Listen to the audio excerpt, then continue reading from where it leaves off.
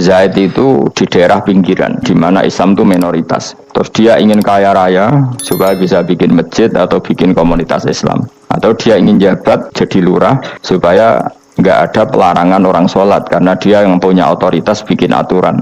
Atau kalau mungkin skup lebih besar dia ingin jadi bupati supaya daerah situ familiar dengan Islam karena pejabatnya muslim. Itu tidak dunia karena semua orientasinya untuk mengawal sujud, mengawal kebenaran. Tapi kalau kamu di daerah pinggiran kemudian milih dhewean, kabeh kersane pangeran, sithik-sithik kersane pangeran, terus kamu meninggalkan aktivitas dakwah. Itu yang dunia karena motivasi kamu adalah al-kasal males dari mewarnai buminya Allah ini dengan sujud. Ini yang banyak orang sufi salah paham. Makanya orang sufi harus ngaji fikih. Pendekne roh dielingno wong alim, wong fikih nak kitmanul ilmi ku haram. Menyimpan ilmu itu haram. Tidak memberi kontribusi dalam proses orang sujud adalah haram. Tidak memberi pencerahan pada umatnya Nabi adalah haram. Menikmati keasikan eling pangeran dewi adalah haram. Dia harus diingatkan gitu terus. Kalau enggak, itu bahaya bagi agama ini. Makanya dulu itu enggak ada orang sufi yang enggak ngaji ulama fikih. Sekarang kebalikan, malah wong sufi darani fikih mau kulit dekne wis tok hakikat. Sembrono. Itu bahaya, paham seperti itu tuh bahaya. Karena sekarang itu sufi itu jadi identitas kesalehan. Jadi yang rumah kome sufi koyo-koyo sak dhuwure ahli napa? Fikih. Itu bahaya. Karena tadi sufi itu akan ngeritik dunia sepedas-pedasnya. Kemudian ujung-ujungnya meninggalkan dunia, kemudian happy-happy asik mbek pangeran dhewean dan membiarkan umatnya Nabi ini berserakan kemana-mana, tidak terlibat sama sekali, tidak memberi kontribusi sama sekali. Cara bahasa gampangannya orang gelem amar ma'ruf, gak gelem nahi mungkar. Tapi bahasa amar ma'ruf nahi mungkar kan saiki dadi gerakan ekstrem. Makanya ora tak bahasa amar tidak peduli, tidak mulai. Mergo saiki bahasa saiki repot terus. Nah, jadi kalau baleni malih ya. Sing dimaksud dunya ketika dikritik pangeran iku dunya sing sangka kata dani'ah, sesuatu sing murahan, sing enteng, sing nafsu, iku jenenge napa? Dunya. Tapi ketika sesuatu itu baik dan mengarah kepada Allah, iki jenenge dunya iki masru'atul akhirah. Maka dunya itu di dua status napa? Siji masru'atul akhirah. Dan ini status yang harus kita pakai. Makanya kata Imam Ghazali itu kowe nak randi dhuwit sak penat-penate urip terus merasa enggak punya kenikmatan, datang saja ke kuburan dan yakinlah semua yang sedang mati keinginannya hanya satu, ingin kembali di dunia dan memperbaiki amal-amalnya. Berarti dunia adalah segala-galanya bagi orang yang sudah mati. Ya, orang yang sudah mati itu cita-citanya satu, la'ali arji, semoga kita kembali ke dunia. Untuk apa? Untuk membenahi semua kesalahan yang pernah dilakukan zaman yang dunia. Terus kamu ingat fa'ana fid dunya, ya Allah alhamdulillah sekarang masih saya di dunia. Artinya saya punya satu kesempatan yang diinginkan semua orang yang sudah mati di seluruh dunia. Makanya di sini sirinya para rasul, para nabi itu sering donga Allahumma tawil umrona, sehingga banyak orang soleh mendoa supaya panjang apa? Umur. Itu karena pas itu yang hadir adalah dunia dengan makna masru'atul akhirah. Tapi ada juga wali dan nabi kadang-kadang donga, ya Allah, jika sebaiknya saya mati, mati saja. Itu ketika tergambar dunia yang sudah murahan, yang sudah arogan, yang sudah tidak jelas. Maka dunia ini punya dua status sekaligus. Jika prospek bagi Anda untuk masru'atul akhirah, maka nikmati senikmat-nikmatnya.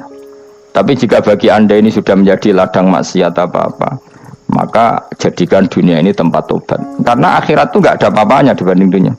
Jadi akhirat itu hanya mereferensi dunia. Ini penting kula aturno. Kadang-kadang sufi kemudian goblok ora iso ngaji. Dia nganggep dunia sampai akhirat itu penting akhirat, tapi cara maknaninya salah. Lho kowe nganti ning akhirat mlebu swarga itu karena apa coba? Amal zaman di mana? Dunia. Berarti penting mana dunia sama akhirat? Penting dunia karena akhirat mau efek dunia ini yang pokok. Kalau Allah kan cara ngendikan tidak seperti itu. Allah cara ngendikan gini loh. Sesuatu yang berorientasi akhirat dan kemudian menjadikan kamu nyaman di akhirat itu khairul laka minal ula, itu lebih baik ketimbang dunia. Ora kok kowe nak ning dunia nak sepemelek ning akhirat apik ora ngarang ngono, nak ning dunia melek ning akhirat luwih parah. Keliru omongan aku ning dunia loro lah sementing ning akhirat penak itu ndak bisa. Kowe nyifati dunia nggon loro iku serapati ridho mbek pangeran. Berarti ketika iso ngopi ra syukur, ketika iso mangan ra syukur, anane nyifati dunia loro. Berarti rapati ridho mbek pangeran. Malah dibles-blesno sebenarnya. Ini penting kalau terangno ya. Makanya Imam Syafi'i masyhur makalah beliau tentang fikih dan tasawuf itu. Nggih saya kutip ya. faqihan wa sufiyan fakun laisa wahida fa inni wa haqqu wa iyyaka ansahu. Terus kata beliau mensifati orang fakih fa hadza qasin lam yazq qalbuhu tuqa wa hadza jahulun kaifadul jahli yasluhu. Itu masyhur. Di dunia ini identitas di dunia kita, dunia ulama itu hanya dua. Kalau enggak sufi ya fakih. Kamu jangan jadi salah satu. Fakih adalah orang sing qasin, itu qalbuhu qasin, hatinya itu keras, hatinya atas. Lam jadu qalbuhu tuqas, gak ditakwa blas. Wong fakih ora ditakwa blas, gak diempati blas. Tapi orang sufi itu wahada jauh ini malah geblek blas, malah parah meneh. Sing sitok atas hatine sitok geblek dari Imam Syafi'i itu. Kena protes berarti Imam Syafi'i coba protes aku. Kenapa begitu? Misalnya gini orang fakih. Orang fakih itu punya aturan, misalnya kalau ruko tidak begini nggak sah, sujud kalau nggak begini nggak sah, sholat kalau tidak begini nggak sah. Oke, aturan itu baik. Tapi punya keangkuhan berpikir, misalnya ada orang desa terbelakang, misalnya di pedalaman Gunung Kidul, Kulon Progo, ada orang yang ditobatkan orang-orang sufi. Orang sufi itu ya sing rodok goblok-goblok itu, misalnya nobatkan. Enak wae wong fakir melok nobatno tapi tahu-tahu bilang ini sholatnya nggak sah, rukuknya nggak sah, Fatihahnya nggak sah. Jare sing sufi, wah semane nobatno ora iso salat apa ora disahno. Si sufi ya goblok pisan, ketika ngawal si ajudannya tadi salat, enggak dikawal. Sehingga banyak aliran di Jawa salat ala kali Joko ya ono Fatihah mau meneng tok. Sitok sujud tok. Jadi ini sitok atas atine ora gelem bina tapi muni rasa. Sing sitok goblok ora tahu nerusno pembinaan. Akhirnya ya mandek ning satu kesalahan dan diwaris ya bergenerasi-generasi. Makanya kata Imam Syafi'i itu sitok goblok, sitok atas saat ini. Jadi kamu jangan jadi salah satu itu. Makanya kamu aman karena kamu tidak sufi ya tidak fakih. Makanya nggak masuk, nggak masuk yang dikritik Imam Syafi'i. Kamu sufi ya ndak, fakih ya ndak. Makanya kalau Imam Syafi'i kritik itu, tapi alhamdulillah saya tidak dua-duanya. Karena orang sufi itu kalau ditelusuri itu memang kesalahannya terlalu banyak.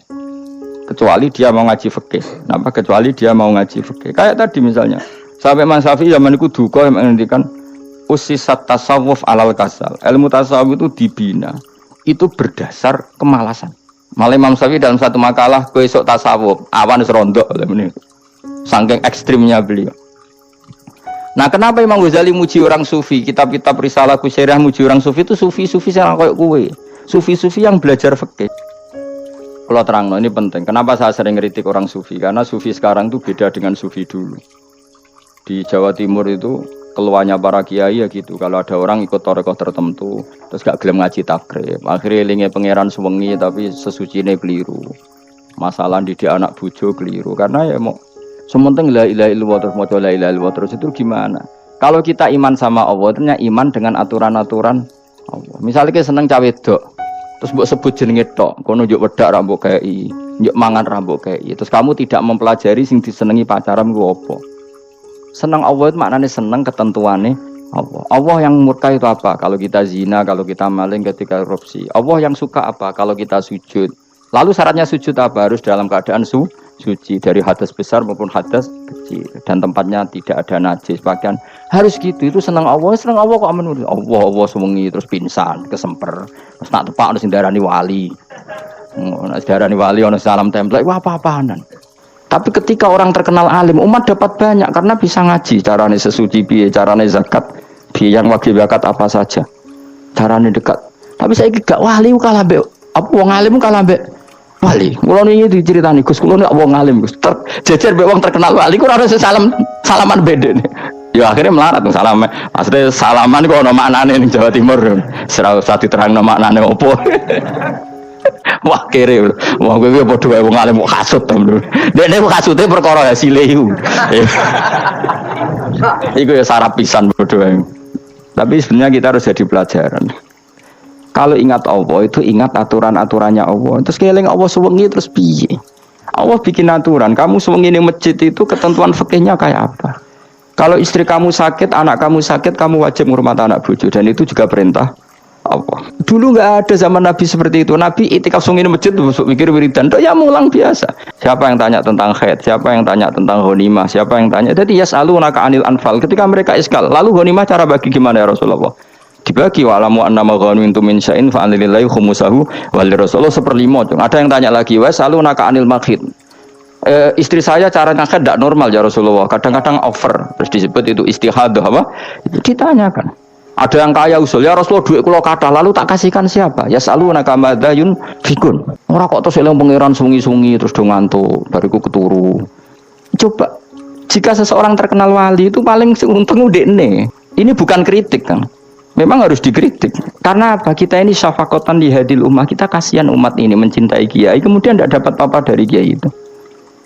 Caranya apa ya? Kita mulang. Makanya Rasulullah itu masyhur kan di sebuah hadis, sama cari di Muqaddimah Majmu', di Muqaddimah Ihya, hampir semua kitab ulama top itu menceritakan hadis ini. Nabi ke masjid, ada satu kelompok yang nangis-nangis ndonga, ada sekelompok yang mulang fikih. Mulang itu yes, iki halal, iki haram, iki sholat begini nggak sah, ini pokoknya mulang aturan-aturannya pangeran. Nabi ngadeg, kemudian Nabi bilang gini, kilakuma ala khairin, dua kelompok ini sama-sama baik. Tapi apa yang terjadi? Amma haula fayatuna wa, mereka adalah kelompok-kelompok yang minta sama Allah, insya'a ajaba wa insya'a la. Kalau Allah menghendaki ya disembadani, kalau enggak ya enggak. Tapi ini kelompok yang membicarakan hukum-hukumnya pangeran, pasti Allah ridho. Wa innama bu'istu mu'alliman, memang sing jenenge nabi itu untuk mengumumkan halal haram, maka nabi terus ikut yang kelompok belajar tadi. Karena yang dikatakan coba nabi diutus jadi nabi itu apa? Saya tanya, bikin aturan, caranya tawaf ke Ka'bah begini. Dulu tawaf itu wudu, dulu tawaf itu bawa hubal lata, dulu tawaf itu dengan penuh kemusyrikan. Nabi datang, cong tawaf itu aturannya gini, enggak boleh ada yang berbau syirik. Caranya tawaf 7 kali, baca kalimat ini. Sa'i juga gitu. Dulu yang namanya sa'i itu setar megang berhala Isaf, nanti di Marwah megang Nailah. Setarnya gitu, dari kesirikan ke kesirikan. Terus Nabi datang, enggak boleh megang Isaf dan Nailah, harus dibongkar. Dimulai dari labbaik Allahumma labbaik la syarikalah innal hamda wa ni'mata laka wal mulka la syarikalah. Itu Nabi. Sehingga saking ekstrimnya sahabat itu dulu enggak mau disuruh sa'i. Enggak ya Rasulullah, kita ada sa'i, tempat yang dulu kita syirik di situ. Karena kalau sofa setarnya pegang Isaf, nanti kalau di Marwah pegang Nailah, itu nama berhala. Terus Allah menurunkan inna sofal marwata min sya'airillah faman hajjal baita wa atamara fala junaha. Istilah pangeran fala junaha. Kalau kamu sudah Islam nggak apa-apa sa'i. Kenapa bilang nggak apa-apa? Karena dulu pernah sahabat merasa dosa, karena itu dulu basis kemusyrikan. Jadi ini penting saya utarakan. Lagi-lagi yang digerakkan Nabi adalah aturan main dalam hidup ini. Dan ketika Allah nyifati Rasul itu apa coba? Rabbana wa ba'ats fihim rasulam minhum yaslu alaihim ayati wa yuzakkihim wa yu'allimuhumul kitab wal hikmah. Ya saya ulang lagi ya. Makanya kritik kita pada sufi itu bukan karena kita benci orang sufi, enggak. Kecuali mereka mau belajar fikih. Dulu itu biasa ulama top sufi ngaji fikih itu biasa, fikihnya ya ngaji ulama. Dulu Imam Syafi'i sehebat itu kamu kira enggak ngaji tasawuf? Ya ngaji ya biasa sama teman-temannya tasawuf gejol-gejolokan. Sama tak cerita, Imam Syafi'i itu punya teman dekat namanya Syaiban Ar-Ra'i. Itu nak gejol-gejolkan fikih lucu. Dia rasa tersinggung sebagai partai fikih, ya rasa tersinggung biasa. Imam Syafi'i itu sering dolan dengan Syaiban Ar-Ra'i. Dia ulama sufi. Sampai muridnya gremeng, mislu katas al-hadal badi. Sak jenengan takok wong desa ben. Jadi Imam Syafi'i ben. Takok aneh kan. Mata qulu fi zakat. Zakat menurut kamu gimana? Ala madzhabi aw ala madzhabi. Menurut madzhabku apa madzhabmu? Dari Imam Syafi'i. Ya cara madzhab apa? Madzhabku wis roh dhewe. Lha apa takok kowe? Nah cara aku ya zakat itu wajib kanggo sapa wae, cek kere, cek sugih ya kabeh wajib zakat. Lah terus aturane pangeran piye? Mosok wong kere wajib zakat. Lah apa melarat mesti dunyane halal. Ya iya sih, tapi yo mosok wajibna zakat. Ya bener jare takok. Lah iku jenenge wong sufi. Wong sufi sing roh fikih. Jare Imam Syafi'i sakjane sufi yo ngene iki, sufi waras sih. Maksudnya wong sufi tapi cek roh